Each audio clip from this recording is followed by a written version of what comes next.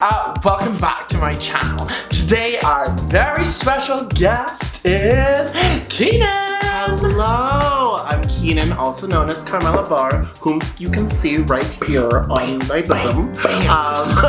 Before we get started, I did want to take the time to acknowledge that we're on the unceded territories of the Coast Salish people, in particular the Musqueam, Squamish, Stolo, Tsleil-Waututh, and Semitis people, on which we are recording this lovely video. Gonna kiki a bit, and yeah, we just wanted to acknowledge those lovely nations. Woo! Thank you. In this week's episode, we get to know Keanen a lot better. He talks to us about being adopted from Jamaica, growing up in a white community in Canada, coming to terms with his sexuality, and becoming the fierce drag queen. We also get to know a little bit more into the insides of the drag community here in Vancouver. Don't forget to like, subscribe, and comment. And message us if you have any questions at all. Let's dive right in.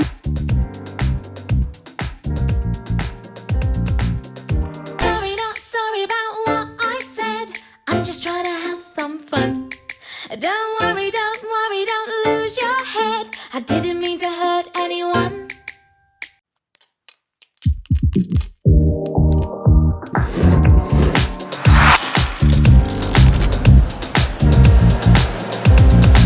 LOL, say oh well, or go to hell. I'm sorry, not sorry about what I said. Don't lose your head. You know, So first of all, can we just talk about your shirt? please. Yeah, she's fierce and fabulous. She was born about 6 years ago. Wow. For Vancouver's Next Drag Superstar. My first time ever performing in drag, and it was in the competition. Wow. It was wild.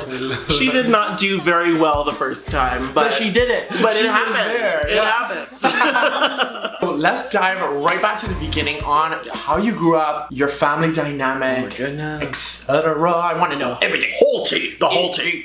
So I was born in Jamaica. Caribbean sister. Born in Jamaica, moved to Canada when I was 2 because I was adopted, and I went about my life in Coquitlam, in Port Moody area, did the schooling thing there. Yeah. How was school for you?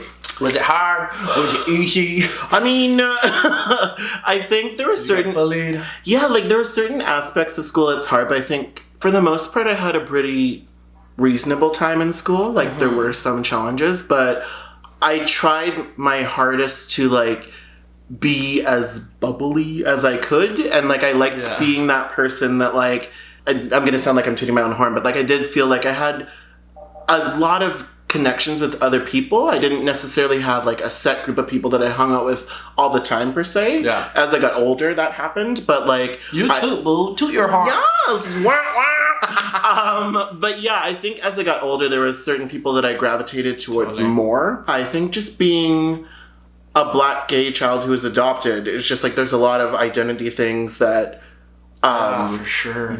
she had to deal with at a young age. And I think being the only visual black person in my family too, That must have been hard. it was tough, but like my family was very open and supportive, so like it wasn't as tough as it could have been. But there are some things that members of my family don't necessarily understand. Not that they're not trying to, or not that they couldn't. As a black person, there's a different experience. We walk through life differently in some cases, and I think that that was tough for people in my family to understand, because it's unfortunately how the world is sometimes.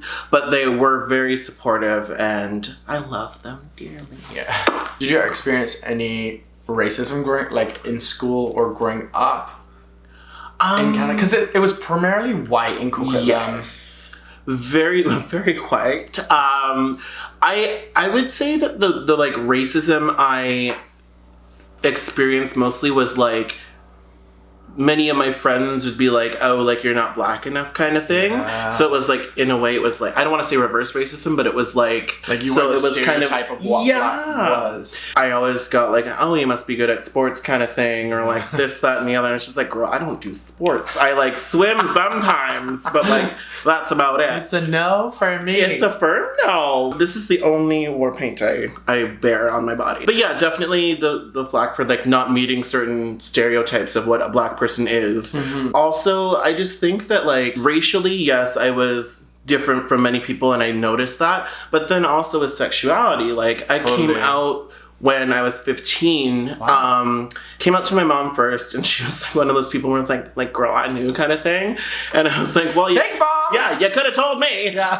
But I stressed myself so much, yeah, I tell you. And because when you're like planning on coming out and stuff, like you're like, okay, I'm gonna do it. But like compared to what it could have been, I got a really good experience from that, so like I'm very happy and grateful. And then I came out to my brother, and then my sister, and then finally my dad. I was worried the most to come out to my dad just because he has a very strong relationship with God. I would say I do too. I'm still trying to sort of figure out what that means to me, but like it's there. There's a higher power. Yeah, amen, hallelujah.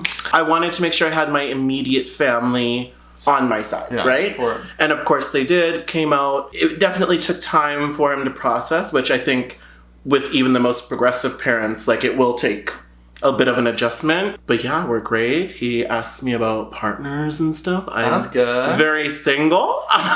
So and available. Hey! First of all, that's a really quite a young age to come out at 15. So kudos to what your parents did to raise an environment where you felt comfortable to do that. Because a lot of people struggle with it. I struggled with it until I was like 21. Yeah, it's a lot. Were you out at school too?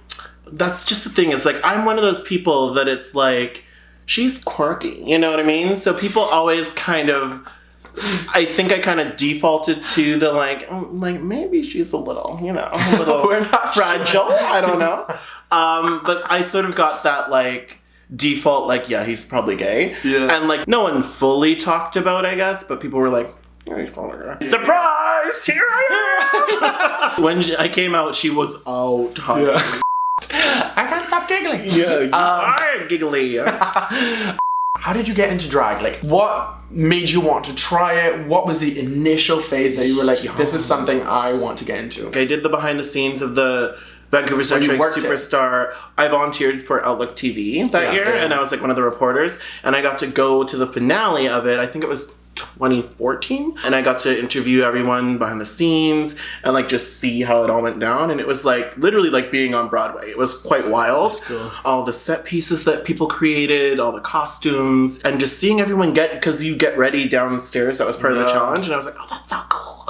And as someone who's a lover of theater and the arts, it really spoke to me. And so I was like, okay, in my mind, I'm going to do this next year. I did it next year.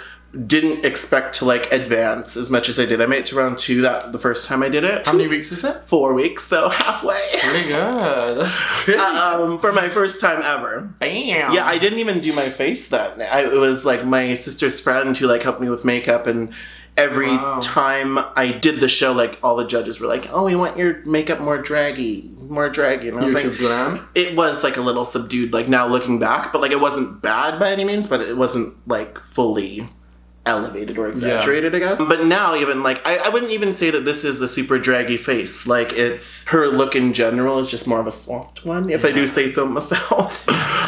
She does a nice soft look. Yeah, she's a dainty chocolate drop. Yes. How did you choose your clothes? Oh, girl. I lived with my mom before that, and she just gave me all the old stuff she didn't want. So I had like the ability to just look through my mom's closet and literally just steal things. That's cute. Which you'd think that'd be something my sister did. But no, it was surprise. Yeah. Move aside, sister. So you got into drag, you said 6 years ago? I think something like 6 that. years ago, yeah. When did you start committing to it fully and showing up on the scene? Oh, girl. And finding your foot in? Did you have a drag mother? So when, oh my gosh, that's Because I feel really like good the majority question. of drag queens, and I'm only speaking this from what I know. Right. Majority of drag queens like find a drag mother, and that's how they get into drag.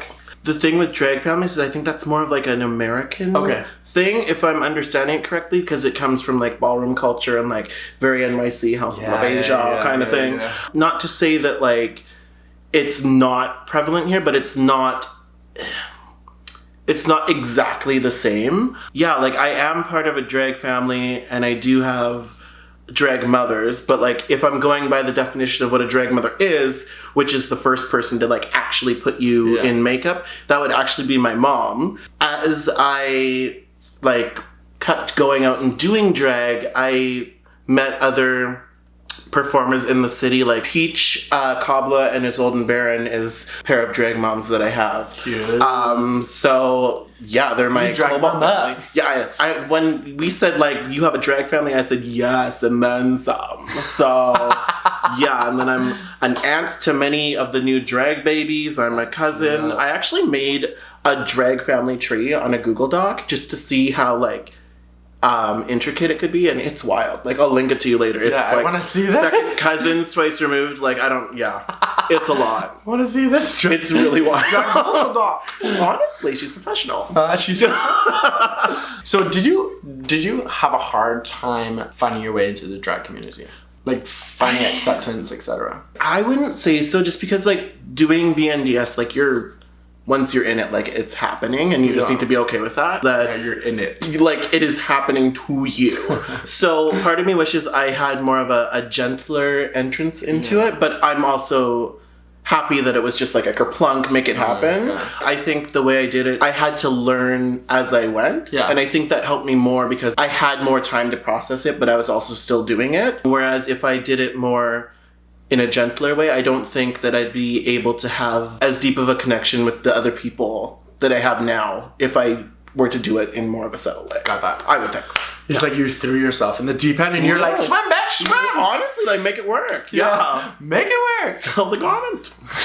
Did you find it hard in Vancouver? Because primarily the drag queens in Vancouver are white. Very much so, yeah. Did you have a hard time being a black person of color finding your space in the drag community here? When I started doing drag, my character, I guess, it was more of like as Shea Coulee puts it, like a love letter to black women. Like I would only perform songs by black women and just like really shove that message of melanin like down people's throats. Love that. Yeah, melanin and emotion. That's how Karmella started. That is your brand. Yeah. Since I started till now, there's so much more diversity in the drag scene. So like when I first started, I would only perform at Junction, and in terms of like variety of drag performers, it was like all drag queens. Like there was no drag things, there was no drag kings, it was just like a bunch of ladies, which that's not a bad thing. Yeah. But now it's so nice to see drag things, drag queers,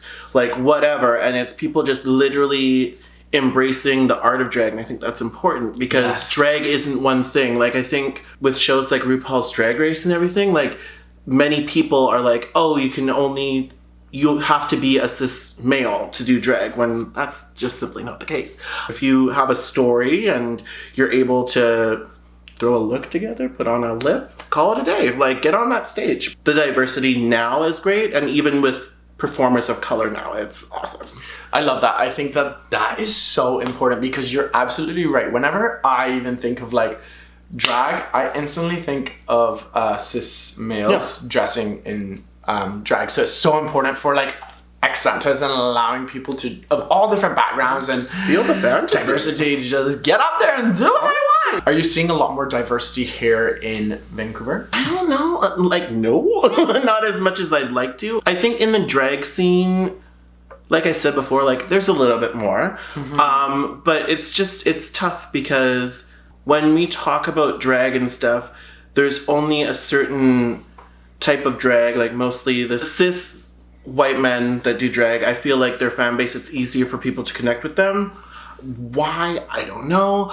It's possible that people can just see things, they can see themselves in them, which great, I get that. But it's very interesting to see that type of fan base grow, but then for other performers that might be a person of color or even a drag thing or king, and like they don't get that same sort of, not even respect, I wouldn't say respect, because I do think that more or less there's a good level of respect there, but it's just like the appreciation level, I guess, isn't necessarily the same, which is a little upsetting because other than their drag gender expression, not much is different between the two. I definitely noticed that skinny white queens, in my experience, get way more praise and like acceptance than other queens or kings or things. Totally, I get that. Another question. First of all, yeah, shocking. What you were saying. What you were saying is super important for sure, because I feel like there needs to be more representation within the drag communities everywhere. So do you find that there is a lack of representation? Like there's intimidation for new queens to come in because there's a lack of representation and likeness.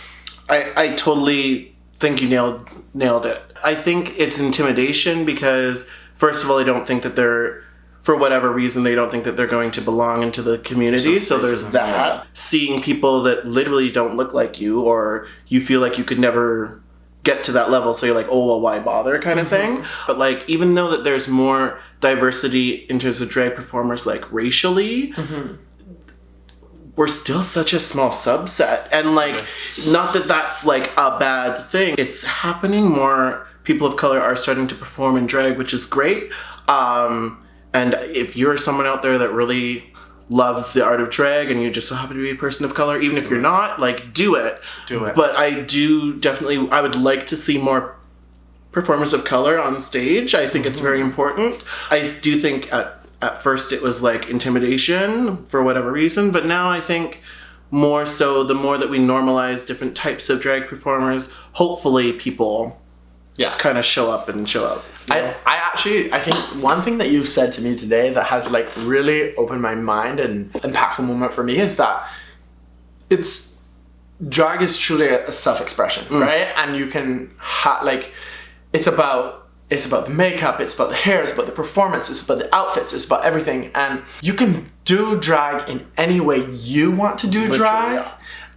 Once you're having fun and embracing that. And I think that I've so been like, my eyes have just been set on like RuPaul's Drag Race and those sort of things, but drag is like just expression of performance and in general expression. And like, not to like really poo-poo on RuPaul's Drag Race, I do think it's a great way to bring drag to the masses. I do think that in terms of diversity on the show, like they have many different types of performers in terms of racial diversity. However, it's all cisgendered people or how we perceive to be cisgendered at the time of filming. It's like, so it's kind of like there's a bit of transphobia in there that needs to be unpacked a little bit more. And I just think like shows like Dragula, it's similar to RuPaul's Drag Race in that it's like a drag competition show. There's drag kings, queens, things. Oh, that's really cool. And like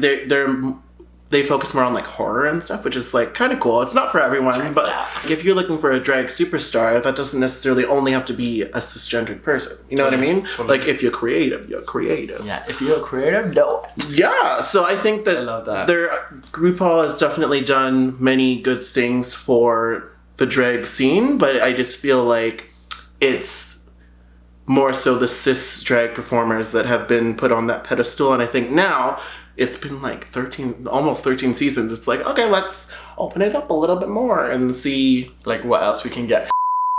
So after the Black Lives Matter movement, do you think that there has been a raise in hiring black drag queens or people of color drag queens? I just want to talk about drag etiquette. Got my hair, got my head, got my brains, got my ears, got my eyes, got my nose, got my mouth, I got my smile. Wow. Thank you so much, Keanen, for coming on here and sharing a part of your story. Part 2 is super exciting next week. Next week, we talk about the Black Lives Matter movement and how that has affected people of color or black drag queens getting booked. And then we learn a little bit of drag etiquette and some of the major lessons that Keanen has learned in his life. So tune back in, and if you haven't already, please like, subscribe, and comment. Anyways, love you guys. Thank you for tuning in. Ciao for now.